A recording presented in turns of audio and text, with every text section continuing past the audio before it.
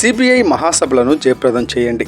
పల్నాడు జిల్లా సిపిఐ కార్యవర్గ సభ్యులు బైరాపట్నం రామకృష్ణ. నియోజకవర్గ కార్యదర్శి మునగోటి శ్రీనివాసరావు. పల్నాడు జిల్లా బెల్లంకొండ మండల పరిధిలోని మన్నే సుల్తాన్పాలెం రామాంజనేయపురంలో సిపిఐ ముఖ్య కార్యకర్తల సమావేశం బుధవారం నిర్వహించారు.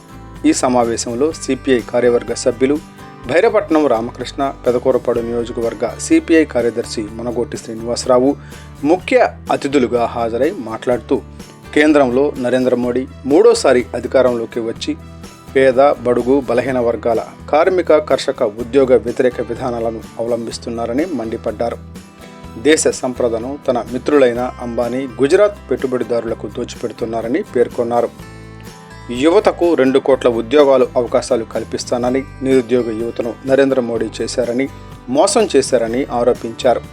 కార్మికులు పోరాడి సాధించుకున్న హక్కులను కార్పొరేట్ పెట్టుబడిదారులకు దాసోహం అనేలా కార్మిక చట్టాలలో మార్పు చేయడానికి చూస్తుందని, వాటిని కార్మిక సంఘాలని మరో విప్లవాత్మకమైన పోరాటానికి సిద్ధమై ప్రతిఘటించాలని వారు పిలుపునిచ్చారు.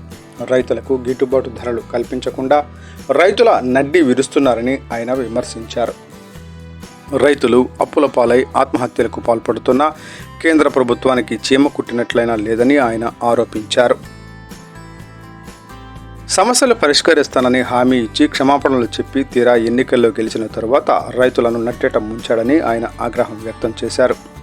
కేంద్ర ప్రభుత్వం పూర్తిగా అన్ని రంగాలలో విఫలమైందని ఆయన మండిపడ్డారు. నరేంద్ర మోడీ నియంతృత్వ విధానాలను అవలంబిస్తున్నారని వారు అన్నారు. నియంతృత్వ విధానాలను ప్రతి ఒక్కరూ ఖండించాలని, పల్నాడు జిల్లాలో జరగనున్న సిపిఐ మహాసభలను జయప్రదం చేయాలని ఈ సందర్భంగా వారు ప్రజలను కోరారు.